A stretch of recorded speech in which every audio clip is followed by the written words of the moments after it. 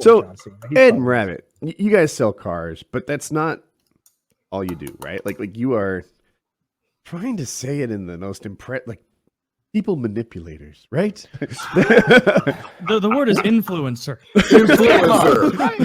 What do you do? Like, have you been a door-to-door salesman? Like Ed had stories of hospital bill negotiations that blew me away. Like, have you used this superpower outside of the automotive field? I found it very easy, particularly with the girl that became my wife, to kind of understand exactly what a woman really is looking for. And I'm glad I settled on the right one early, because I could see that going down a damaging path. But it works in a lot of different circumstances. I mean, like the hospital bill was an example, but there's so many things that, people want you to come help them negotiate, or they want you to help understand the dynamic in situations. And I don't know, it's hard to pick out examples, but yeah, I mean, as you try to understand the way people are motivated towards whatever decision they're trying to make, it becomes easier and easier to insert your own logic into that and get it to the end result that you were looking for originally. like what Ed was saying, you can call it manipulation. You can call it anything you want at the end of the day. There's no such thing. We don't have mind control. We don't. Hey, we don't have mind control. We don't. We're not releasing the magician's secrets, Ed. Okay, stop. But this is it at the end of the day. When you're talking to someone, whether you're selling them a car, you're selling them this pen, you're taking them on a date, you're making them comfortable. Period. You're making a friend. When you make someone comfortable, now you're not that salesman. That's my buddy Ed. Boy, Ed, he's got the funniest jokes. Or, boy, that Ed, he drives a Lamborghini. Or that boy Ed, you remember that thing where he's telling us about the hospital bill?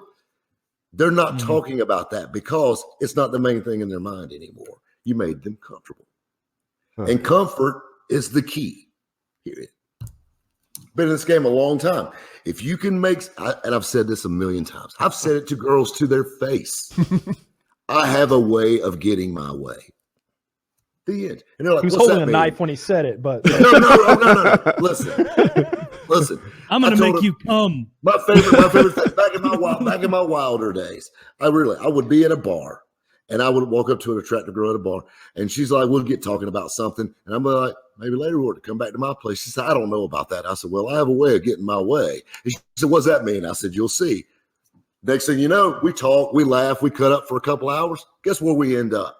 You see where I'm getting at. Her tied up in the back. No. I drove a Corvette, so technically I couldn't do that. Quaaludes involved, Taylor. He's not an animal. All it takes is a sternly worded sentence and just brandishing. just showing that you're carrying. That's enough to most women's hearts. Yeah, it's fun as I process, I'm inserting myself in this. There's only really one environment in which I've ever matched the level of stuff that I see in you guys, and it's job interviews. I've always had a knack for job interviews of talking to them, trying to figure out what their problem is and explaining how I'm the solution. And they're almost always hiring because they're too busy to do this, or that guy's job has turned into two people's workload or something. And then, and by the way, get the job. Get the job. You can turn it down later, but get the offer. Success is due to diagnosing their problem first. Most people go to a job interview and they start trying to explain what they're good at and say, I can bring this. You say you need this, and I'm the solution. And that's the thing, is that anytime you're trying to insert your own logic into someone else's mind, it takes understanding the need that they're telling you they have but don't fully understand. They've come to you for a reason, and they want you to complete the result. But if you can understand the beginning of the thought, that's when you succeed. Yeah, It's clever. I need to be more emotionally clever. There's a person I know. She's telling me she was having a conversation with her boyfriend, and she thinks, what am I trying to get from this with this argument? How do I want it to end? And everything she says and does is, towards getting this relationship where she wants it to go. And that's on another level compared to, say, trying to win an argument. Mm-hmm. Thinking several chess steps ahead. Yeah.